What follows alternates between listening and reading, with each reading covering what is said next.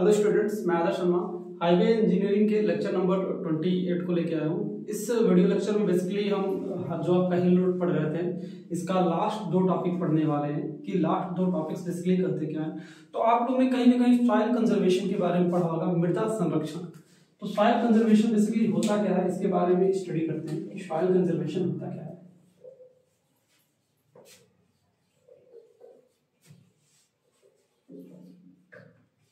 Soil conservation या आप इसको बोल सकते हैं मृदा संरक्षण।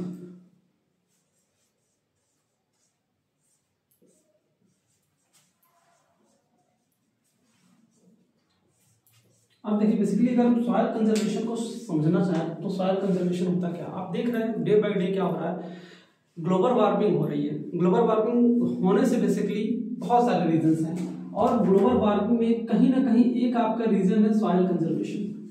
एक आपका क्या है, सॉइल कंजर्वेशन। सॉइल कंजर्वेशन का बेसिकली मतलब क्या, सॉइल को कंजर्व करना, सॉइल को रोक के रखना, ठीक है ना, सॉइल की प्रॉपर्टी को लॉस ना होने देना। तो आप देख रहे हैं डे बाय डे क्या हो रहा है, ग्लोबल वार्मिंग हो रहा है, पॉपुलेशन बढ़ रहा है। पॉपुलेशन से क्या हो रहा है, ग्लोबल वार्मिंग हो रहा है। जब जैसे ही पॉपुलेशन बढ़ रहा है तो वैसे ही हमको अनाज की आवश्यकता पड़ रही है। तो अनाज के लिए हम क्या कर रहे हैं, खेतों पे डिपेंड हो रहा है, डायरेक्टली सॉइल पे डिपेंड हो रहा है। अलग अलग तरीके के हम पेस्टिसाइड यूज कर रहे हैं, बहुत सारे तरीके के यूज कर रहे हैं। खेतों को हटा के घर मतलब घर बना रहे हैं, अपार्टमेंट्स बना रहे हैं। तो इससे सॉइल हमारा क्या हो रहा है, कंजर्व नहीं हो पा रहा है, ठीक है ना। तो क्या है, मृदा जो है ना, मृदा को रोकने की काफी ज्यादा आवश्यकता है, मृदा को संरक्षण करने की काफी ज्यादा आवश्यकता है, मृदा की प्रॉपर्टी को खराब ना होने देने की काफी ज्यादा आवश्यकता है, ठीक है। या मृदा को एक जगह रखने की काफी ज्यादा आवश्यकता है। तो मृदा को क्या करना, बेसिकली कंजर्व करना या मृदा को सेव करना ही हमारा क्या कहलाता है, सॉइल कंजर्वेशन कहलाता है। सेव द सॉइल, सॉइल को सेव करना ही हमारा क्या है, मृदा कंजर्वेशन कहलाता है। अब बेसिकली बात करें तो चार तरीके से हम सॉइल कंजर्वेशन कर सकते हैं। ऐसे चार वो बड़े बड़े तरीके हैं जिनसे हम सॉइल कंजर्वेशन कर सकते हैं।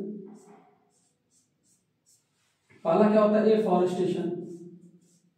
एफॉरेस्टेशन की बात करते हैं तो बेसिकली क्या होता है,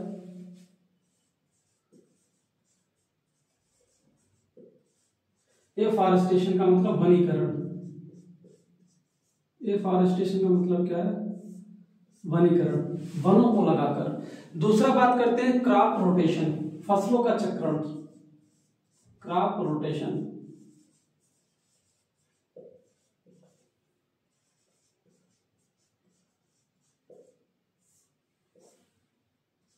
फसलों का चक्रण, फसलों का चक्रण। तीसरे की बात करते हैं तो तीसरा हमारा होता है क्रॉप रोटेशन की बात होगी, बिल्डिंग डैम्स, बांध बनाकर, ठीक है, by building dams, buildings dams.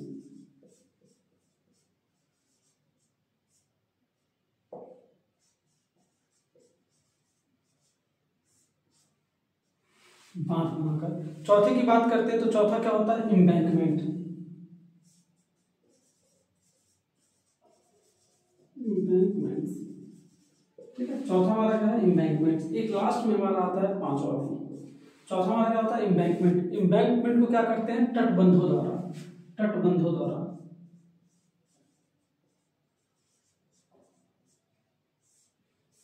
आगे लिख लीजिए, बाय एम्बैंकमेंट, तटबंधों द्वारा। एम्बैंकमेंट्स की अगर हम बात करते हैं तो हमारा क्या आता है, टेरेस फार्मिंग। टेरेस फार्मिंग, सीढ़ी नुमा खेती, टेरेस फार्मिंग, सीढ़ी नुमा खेती।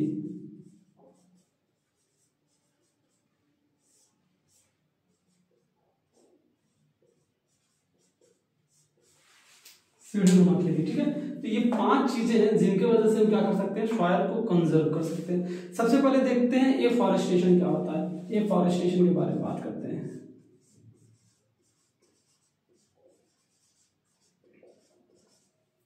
सबसे पहले हम किसकी बात करते हैं, एफॉरेस्टेशन। बेसिकली एफॉरेस्टेशन क्या होता है कि हम लोग जो हमारे ह्यूमंस हैं वो किस पे डिपेंड हैं, ह्यूमंस किस पे डिपेंड हैं, जो हमारे ह्यूमंस डिपेंड हैं ये डायरेक्टली और इनडायरेक्टली किस पे, humans depend on, humans depends on grains. Grains मतलब क्या, अनाज। और अनाज किस पे डिपेंड है, अनाज कहीं ना कहीं ये किस पे डिपेंड है, ये सॉइल पे डिपेंड है। किस पे डिपेंड है, सॉइल पे डिपेंड है। ठीक है, तो हम क्या कर सकते हैं, ज्यादा से ज्यादा अगर हम पेड़ पौधे लगाएंगे तो हमारी जो सॉइल होगी क्या होगी, कंजर्व होगी। ज्यादा से ज्यादा पेड़ पौधे लगाएंगे तो ज्यादा से ज्यादा गेन उगेंगे, ज्यादा से ज्यादा पेड़ पौधे रहेंगे, मौसम हरा भरा रहेगा और उससे क्या होगी, हमारी सॉइल जो होगी, सॉइल भी हमारी काफी ज्यादा इफेक्टिव होगी। तो ये हमारा क्या हो गया, एफॉरेस्टेशन हो गया। ठीक है ना, वनों को लगाना, वनों को लगाने से क्या होगा, ग्रीनरी भी रहेगी, क्या रहेगा, ग्रीन इन्वायरमेंट। इससे अब क्या होगा, इन्वायरमेंट ग्रीन होगा और सॉइल भी आपका क्या होगा, कंजर्व होगा। दूसरा बात करते हैं क्रॉप रोटेशन, कि क्रॉप रोटेशन क्या होता है। क्रॉप रोटेशन में फसल चक्रण, मतलब एक फसल के बाद दूसरे फसल को लगाना। ठीक है ना, after a crop a different crop after a crop a different crop will introduce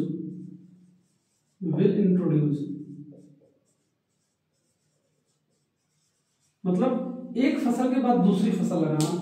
एक खेत में एक फसल के बाद दूसरी फसल लगाने को ही हम क्या बोलते हैं, क्रॉप रोटेशन बोलते हैं। ठीक है ना, जैसे एक फसल लगता है फिर दूसरी फसल लगती है, उसके बीच में कुछ ना कुछ टाइम होता है, तो उस टाइम में हम क्या करें, कोई ऐसी फसल लगाएं जिससे हमारे खेत की उर्वरा शक्ति क्या हो जाए, बढ़ जाए। ठीक है ना, एग्जाम्पल के तौर पर जैसे जब हम गेहूं की खेती करते हैं तो गेहूं की खेती में हम सरसों का भी प्रयोग करते हैं, मटर का भी प्रयोग करते हैं और आलू का भी प्रयोग करते हैं, जिससे इसकी उर्वरा शक्ति क्या हो जाती है, बढ़ जाती है। सेम इसी तरह गर्मी के दिनों में जो बरसीन होती है, जानवरों के खाने के लिए जो आता है, अलग अलग प्रकार की घास आती है, हम उसका प्रयोग करते हैं। ठीक है ना, तो इससे हम क्या कर सकते हैं, इससे बार बार हम अपने क्या करते हैं, क्रॉप को रोटेट करते हैं, क्रॉप को रोटेट कर दें, क्या करें, क्रॉप रोटेट कर दें, क्रॉप रोटेट कर दें यानी चेंज कर दें, क्रॉप को हम क्या करते हैं, चेंज कर दें। क्रॉप चेंज करने से भी हम क्या कर सकते हैं, जो हमारी भूमि की उर्वरा शक्ति है, जो हमारी भूमि की उर्वरा शक्ति है, हम उसको बचा सकते हैं। और क्या कर सकते हैं, क्रॉप रोटेशन से हम क्या कर सकते हैं, सॉइल इरोजन को भी कम कर सकते हैं।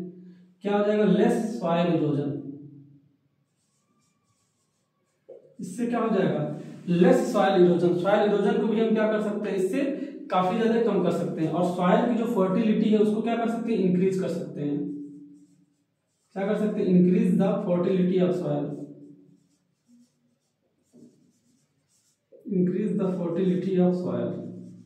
सॉइल की फर्टिलिटी को हम क्या कर सकते हैं, इंक्रीज कर सकते हैं। ठीक है ना, अब उसके बाद हमारा आता है बिल्डिंग डैम्स।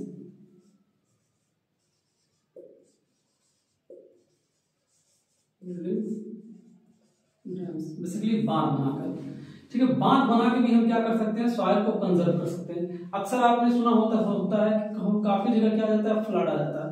फ्लड आने से क्या हो जाता है, पूरी की पूरी गांव क्या हो जाती है, पूरी की पूरी गांव अफेक्टेड हो जाती है, पूरी की पूरी गांव अफेक्टेड हो जाती है। जो वहां की क्रॉप्स होती है वो इफेक्टेड हो जाती है, जो वहां की क्रॉप्स होती है वो अफेक्टेड हो जाती है। तो अगर हम क्या करें, डैम्स को बनाएं, अगर हम क्या करें, डैम्स को बनाएं, तो डैम से हम क्या कर सकते हैं, सॉइल को कंजर्व कर सकते हैं। डैम्स को क्या कर सकते हैं, सॉइल को कंजर्व कर सकते हैं। और जो हमारा क्रॉप्स है, हम क्रॉप्स को भी क्या कर सकते हैं, क्रॉप्स को भी क्या कर सकते हैं, कंजर्व कर सकते हैं। सॉइल को भी क्या कर सकते हैं, कंजर्व कर सकते हैं। तो आपने देखा होगा बहुत बड़े बड़े डैम्स बनाए जाते हैं, तो इन्हीं सारी चीजों के लिए बनाए जाते हैं। ठीक है ना, अब इसके बाद अगर हम बात करते हैं इम्बैंकमेंट, बाई इम्बैंकमेंट, तटबंध बनाकर।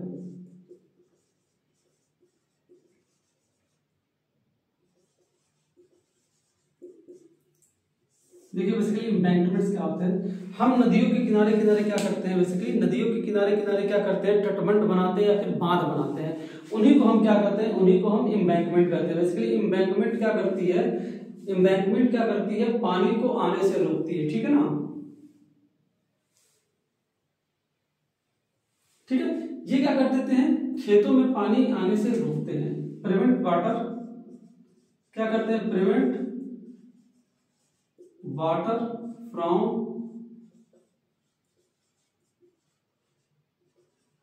एंट्री इनटू क्रॉप और फील्ड।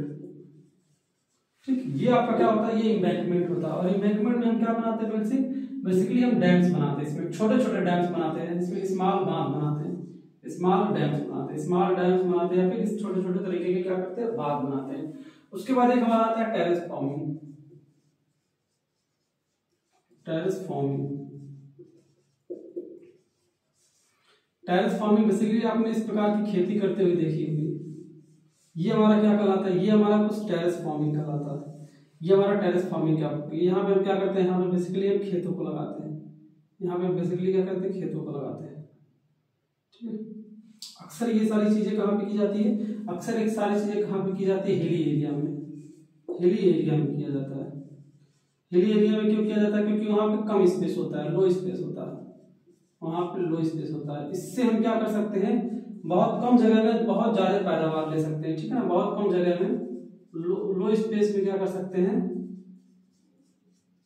लो स्पेस में क्या कर सकते हैं, हाई पैदावार, यानी हाई क्रॉप्स को हम क्या कर सकते हैं, ले सकते हैं। यानी इसकी इफिशियंसी क्या होती है, हाई इफिशियंसी होती है, इफिशियंसी इज हाई, इसकी इफिशियंसी क्या होती है, बहुत हाई होती है, ठीक है। टेरेस फार्मिंग की और ज्यादा बात करें तो टेरेस फार्मिंग से क्या किया जाता है, टेरेस फार्मिंग से जो सॉइल है, सॉइल का कंजर्वेशन बहुत ज्यादा कम होता है, क्योंकि हम सॉइल को क्या करते हैं, सॉइल को हर जगह यूज करते हैं, यहाँ भी सॉइल को यूज कर रहे हैं, यहाँ भी सॉइल को यूज कर रहे हैं, यहाँ से इसमें क्या होता है, less soil conservation, less soil conservation, मतलब इसमें क्या होता है, सॉइल कंजर्वेशन बहुत ना के बराबर होता है, या सॉइल कंजर्वेशन बिल्कुल कम होता है, ठीक है। तो ये चीजें आप समझेंगे। एक छोटा सा टॉपिक और बचा है आपका, स्नो अवलांचेज और मेंटेनेंस ऑफ रोड, इसको बता के फिर इसके बाद इसको एंड करते हैं।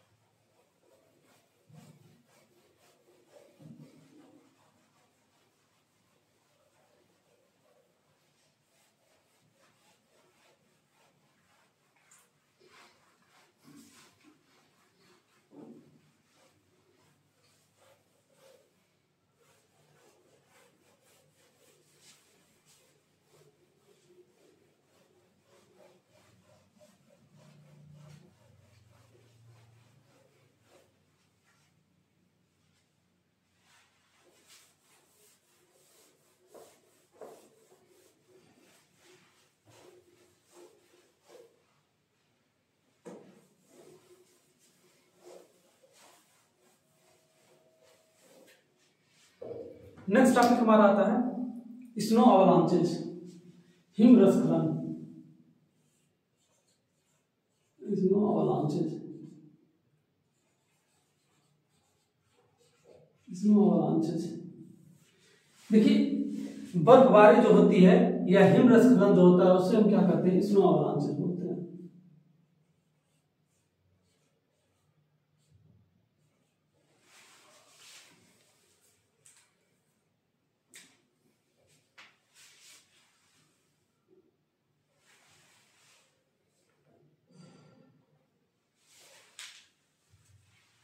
इसको छोटे देते हैं।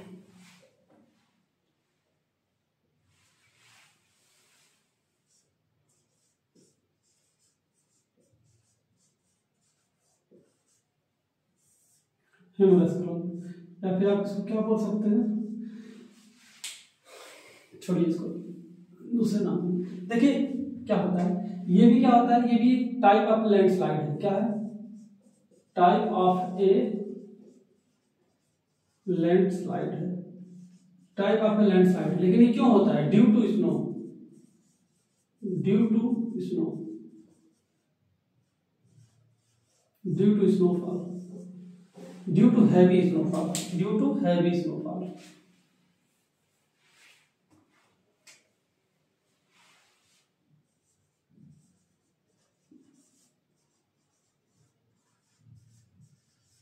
ड्यू टू हैवी स्नोफॉल, बहुत ज्यादा मात्रा में जब बर्फबारी हो जाती है तो ये बर्फबारी पहाड़ों पे गिरती है। तो पहाड़ों पे गिरने से क्या होता है, ये पहाड़ों पे टिके रहते हैं, पहाड़ों का लोड इससे काफी ज्यादा बढ़ाता है और पहाड़ों में जो मॉइस्चर होती है, मॉइस्चर आ जाती है, जिससे वजह से उसमें कोहेजन कम हो जाता है और कभी कभी स्नो अवलांचेज हो जाते हैं। मतलब स्नो अवलांचेज का क्या मतलब है, काफी बड़ी मात्रा में पहाड़ का टुकड़ा टूट के गिर जाता है, किसके कारण, बर्फ के कारण। ये कब होता है, व्हेन, इसके लिए किस, व्हेन द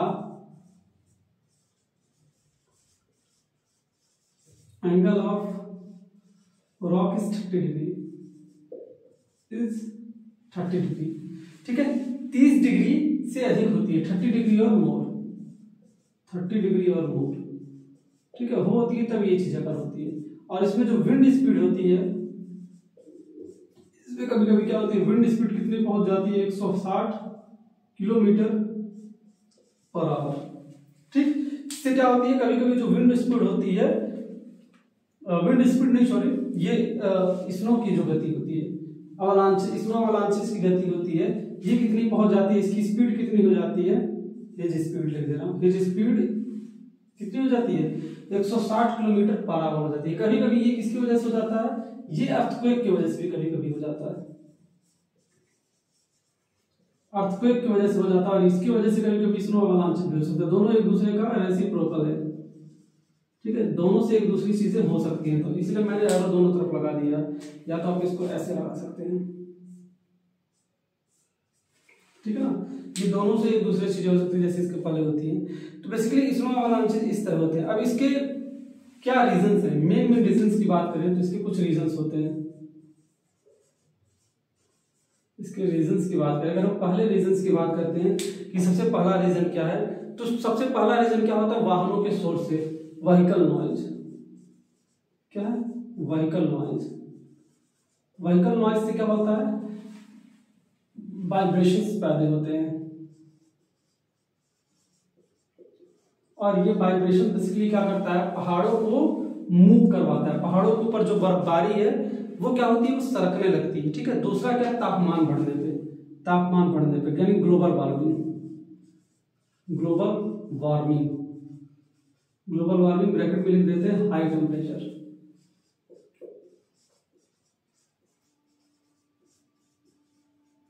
हाई टेम्परेचर से क्या होता है, जब बहुत हाई टेम्परेचर होता है तो बर्फ पिघलने लगती है, और बर्फ पिघलने से क्या होती है, उसके ऊपर से बर्फ गिर जाती है, तो इस प्रकार के प्रोसेस हो जाते हैं। और अगर हम बात करते हैं बम विस्फोट से, ड्यू टू बम विस्फोट, ड्यू टू बम विस्फोट,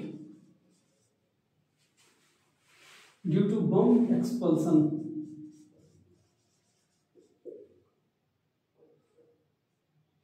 एक्सप्लोजन लिख देते हैं।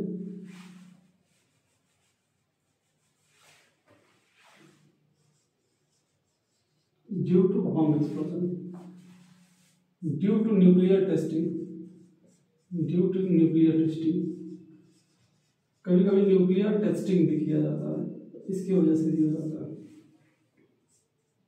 Due to stone extraction, stone extraction के कारण भी इस प्रकार की चीजें होती है। ठीक है ना, स्टोन एक्सट्रैक्शन के कारण भी इस प्रकार की चीजें होती है। और भी बात करें तो due to heavy rainfall,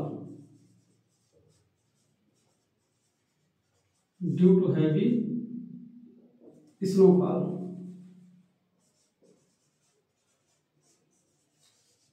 heavy snowfall के कारण भी ये चीजें होती हैं। और अगर आप रीजन की बात करते हैं तो भूकंप आने से, अर्थक्वेक आने से, due to earthquake, due to, हालांकि अर्थक्वेक तो मैं आपको पहले ही लिखवा दी हूँ कि अर्थक्वेक की वजह से ये आ सकता है, इसकी वजह से अर्थक्वेक भी आ सकता है। ठीक है ना, तो इतनी प्रकार की चीजें हो सकती हैं स्नो अवलांचेस के। अब बात क्या करें, अब इसको कैसे रोकें, स्नो अवलांचेस को कैसे रोकें। तो स्नो अवलांचेस को रोकने के लिए क्या क्या हमारे पास तरीके हैं जिनसे हम स्नो अवलांचेस को क्या कर सकते हैं, रोक सकते हैं। ठीक है, तो प्रिवेंशन, अब इसका देखिए प्रिवेंशन क्या क्या है। प्रिवेंशन, प्रिवेंशन माने रोकने के उपाय। सबसे पहले रोकने के उपाय क्या है, सबसे पहले जो रोकने का हमारा उपाय आता है कि क्या करें, ढालों पे सीढ़ी नुमा पट्टी बना दें, मतलब टेरेस बना दें, टेरेस स्टीरअप बना दें, terrace स्टीरअप्स on sloppy ground.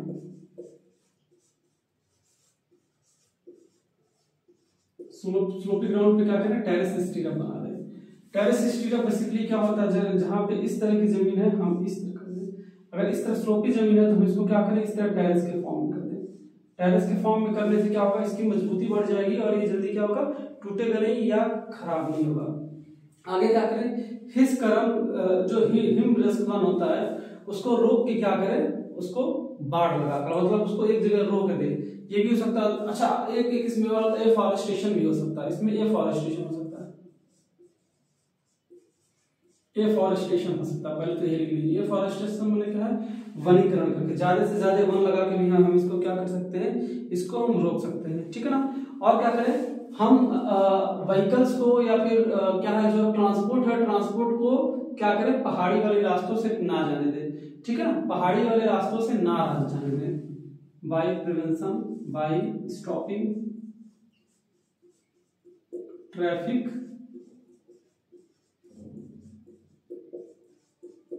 In snow avalanches area, मतलब जहां पे स्नो अवलांचेज एरिया हुआ वहां पे हम ट्रैफिक को ना जाने दें। तो ये कुछ बेसिक चीजें हैं, हम इसे प्रिवेंशन कर सकते हैं। इसके अलावा और भी प्रिवेंशन है, ट्रैफिक को रोक हमने दिया, हमने वृक्ष लगा दिया, और हमने क्या किया, स्टीरअप्स को लगा दिया, और भी कई सारी चीजें। इसी में एक छोटा सा और टॉपिक है, snow clearance. Snow clearance, snow clearance माने क्या होता है, बर्फ की सफाई। तो अक्सर आप लोगों ने देखा होगा, जैसे कि हम बात करें हिमाचल प्रदेश की बात करते हैं, हिमाचल प्रदेश की बात करें, पूरा लिख देता हूं, हिमाचल प्रदेश, हिमाचल प्रदेश, हिमाचल प्रदेश की बात कर लेते हैं। उत्तराखंड की बात, उत्तराखंड तो छोड़ दीजिए, बर्फबारी नहीं होता, बेसिकली हिमाचल प्रदेश की बात करते हैं, जम्मू कश्मीर की बात कर लेते हैं, जम्मू एंड कश्मीर, हिमाचल प्रदेश और जम्मू एंड कश्मीर की बात करते हैं। तो यहाँ पे तो क्या होता है, यहाँ पे स्नोफॉल बहुत ज्यादा होता है, स्नोफॉल बहुत ज्यादा होता है। तो इस वजह से क्या, स्नो क्लियरेंस भी बहुत ज्यादा हो सकता है। तो वहाँ की जो लोकल गवर्नमेंट होती है क्या करती है, वहाँ पे जो लोकल गवर्नमेंट होती है वो क्या करती है, टाइमली क्या करती है, स्नो क्लियरेंस करती है, ठीक है, स्नो क्लियरेंस करती है फ्रॉम रोड,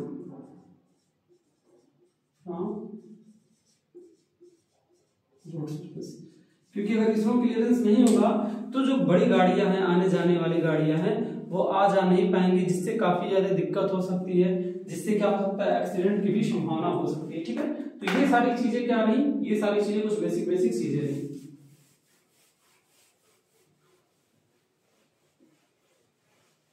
अब एक बिल्कुल छोटा सा टॉपिक बचा है 2 मिनट का, उसके बाद ये चैप्टर आपका खत्म।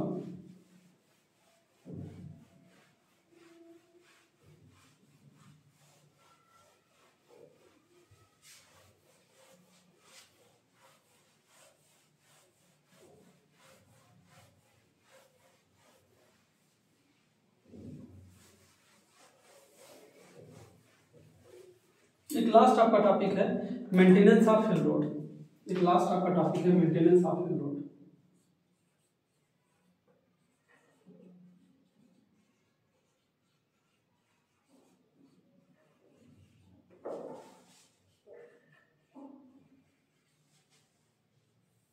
मेंटेनेंस ऑफ हिल रोड, देखिए मेंटेनेंस ऑफ हिल रोड क्या होता है, माने हिल रोड का मेंटेनेंस किस तरह किया जाए।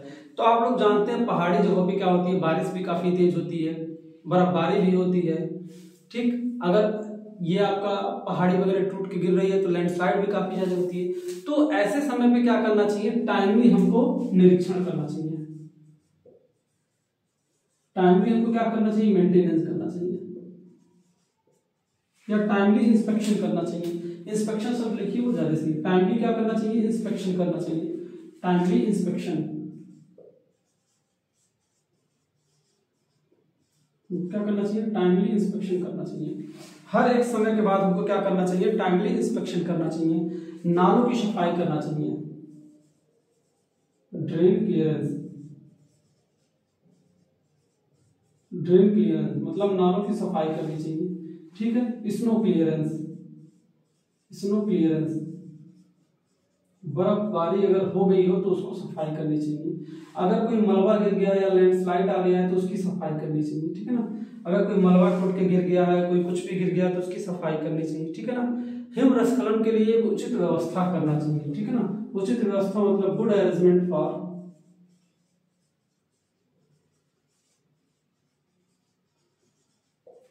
Good arrangements to prevent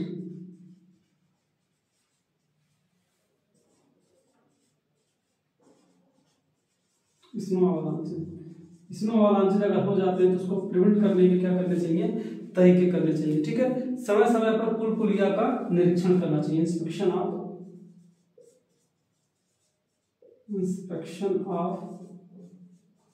road, bridges, कल्वर्ट्स। ठीक है, ये सारी चीजों को क्या देखना चाहिए, समय समय पे इनको देखते रहना चाहिए। ठीक है ना, कल्वर्ट्स वगैरह को क्या करना चाहिए, समय समय पे देखते रहना चाहिए। ठीक है, और अगर कहीं पे भूस्खलन वगैरह हुआ हो तो वहां पे क्या कर देना चाहिए, ट्रैफिक को बंद कर देना चाहिए। ठीक है, stop the traffic, stop the traffic on hazardous area.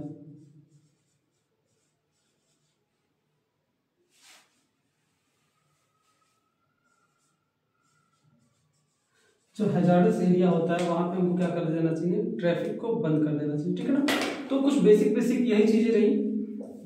इसके साथ आपका ये मेंटेनेंस वाला भी टॉपिक खत्म होता है। ठीक है ना, वीडियो पॉज करके आप रुक लीजिएगा, ये सब हालांकि बहुत ज्यादा नहीं आता है, ये तो कॉमन सेंस है आपका, आप अपने कॉमन सेंस भी ये सारी चीजें लिख सकते हैं। ठीक है, तो स्टूडेंट्स आज के वीडियो के लिए बस इतना ही। अब ऑलमोस्ट आपका ये चैप्टर आई थिंक आपका पूरा खत्म हो गया, इस चैप्टर में कुछ बाकी नहीं है, ये चैप्टर आपका टोटल खत्म हो गया। ठीक है ना, तो ये चैप्टर नंबर 6 आपका हिल रूट पूरी तरीके से खत्म हो गया, 3 4 5 लेक्चर लगे। तो स्टूडेंट्स ठीक है, फिर मिलते हैं नेक्स्ट वीडियो लेक्चर में, तब तक के लिए थैंक यू।